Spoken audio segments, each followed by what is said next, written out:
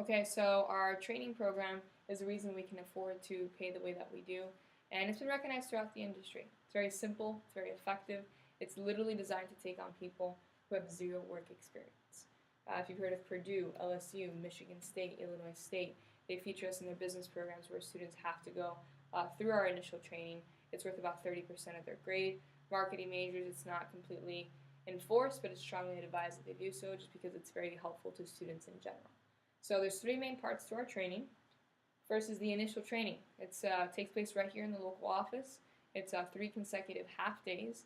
Now the first day is all about the product. I teach them everything they need to know. That way they know exactly how to use the product, how to speak about the product, and how to relay the information to the customer. The second day is all about the customer. How to relate to one, how to speak to it on the phone, how to speak to them on the phone, how to speak to them in person, how to get an 18-year-old to relate to a 40-year-old. Right? There's certain steps that need to be taken for that. That's done on the second day. And the third day, we tie it all together. It's a wrap-up. They fill out any paperwork that's necessary. We cover some miscellaneous topics, and they get their supplies, and they can head out. So their initial training, even though it does teach them a lot, is unpaid training. Even though it's something they can put on their resume, they don't have to pay for it either. When they do start getting paid, are for their paid practice appointments. Now, who are these training appointments initially with? People that we know. If selected, it's definitely with students that are anyone that the students are comfortable with. So the beautiful thing is here, they can do as many as they like, right? Some people need more practice than others, but they can do 5, 10, 50 or more. I always suggest the more practice, the better. Now, the reason the company is willing to pay for this practice is that even though it's practice, and even though technically nobody has to buy anything, at the end of the day, what's the customer focused on, the person or the product? The person.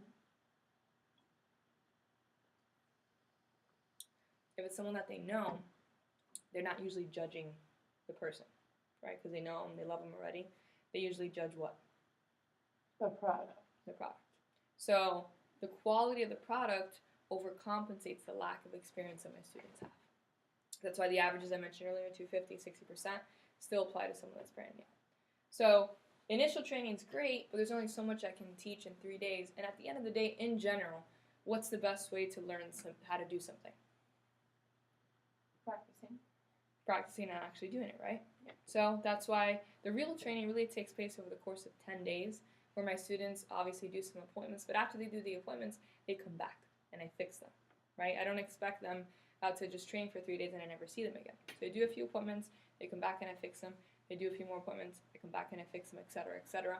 And that leads me to the next part of training, which is just ongoing training, right? I never really stop training my representatives. I feel like really the longer someone's here, the more they learn, the better they do. And it's scattered throughout a few things. First is the advanced training. It's in the name. I teach them more advanced things, but they're able to learn it because now they've actually done the job, so they're able to take more from it. Okay? Every week we have our team meetings where we do announcements, recognition, some additional learning as well. The whole team gets together, and it's the time of week that everyone looks forward to. Right? On Sundays we have our stop-ins. That's where they turn in their paperwork to get paid properly.